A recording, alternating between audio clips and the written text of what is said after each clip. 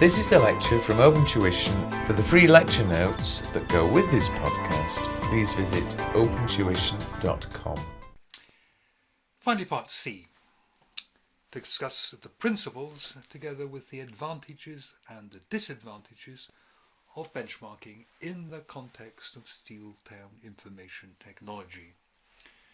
So, what are the principles of benchmarking? And I would say roughly that the essence of benchmarking is comparison. You compare your performance against somebody else's performance, or performance perhaps measured at a different time. And the purpose of that is to set objectives in a reasonable way. If you don't measure how you have done in the past, or maybe how other people are doing, how do you know whether some objective is a reasonable one to be setting, or far too hard or far too easy? And the second reason for measurement or benchmarking is to really identify whether or not you're improving or indeed getting worse. So there's what the benchmark should be, and then there's really your comparison, I suppose, to it, to see how you're doing over time.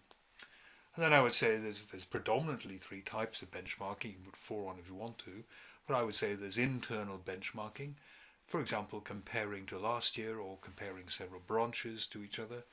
There's external benchmarking, where you compare what you're doing to what other similar organizations are doing.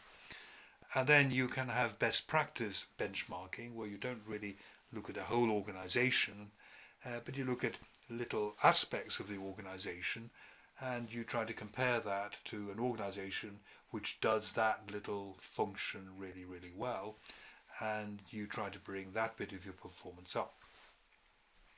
So what are the advantages of benchmarking? I may have covered them already a little bit, but the advantage is it gives a fairly objective,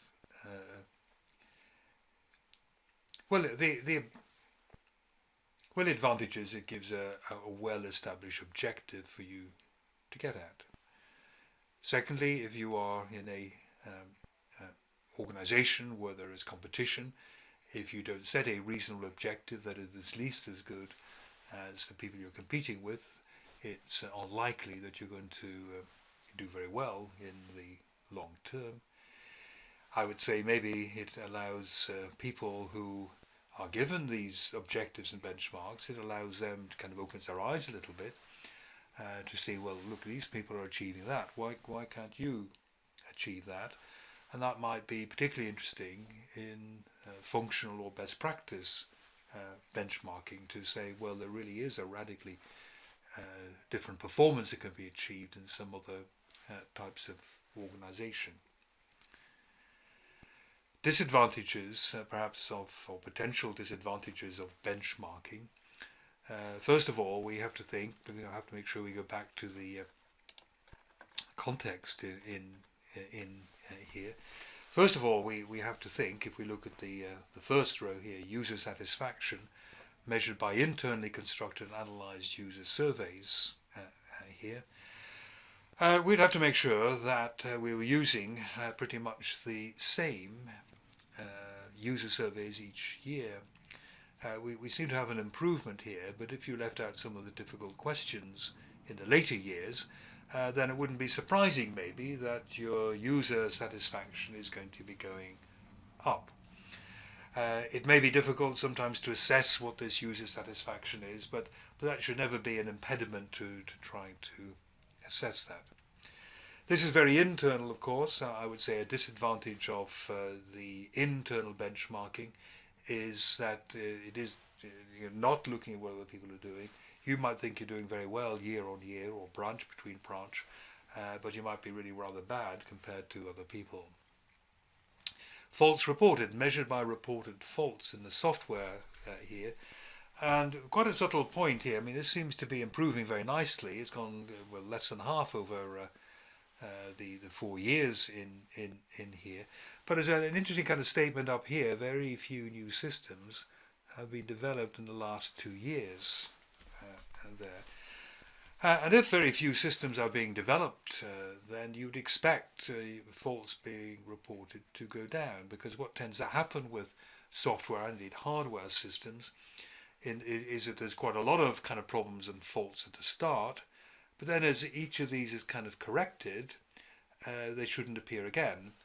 And you're going to get a gradual reduction in faults reported. It doesn't mean that the organization is actually performing better. It just means you've got rid of all the problems. And if you're not introducing new software, you're not going to be introducing new ones. So that's kind of quite intriguing. Another disadvantage maybe, where at least in the third one here, we're looking at user satisfaction nationwide.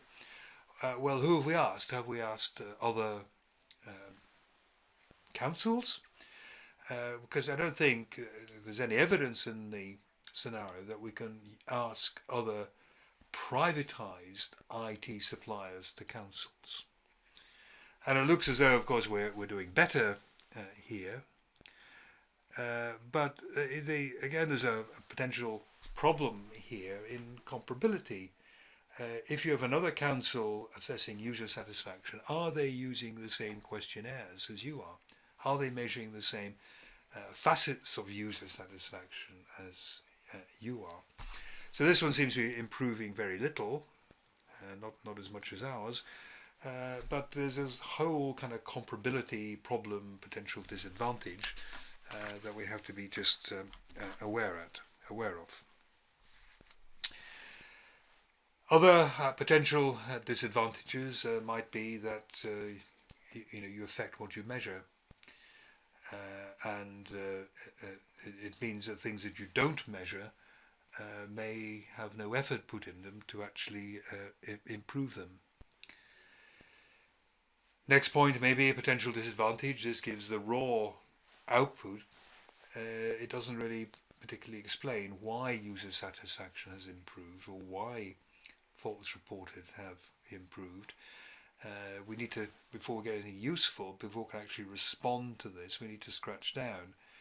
It would be wrong just to become very complacent about these improving figures and maybe think that we don't need to do anything else, perhaps. But benchmarking, pretty universal nowadays in some way.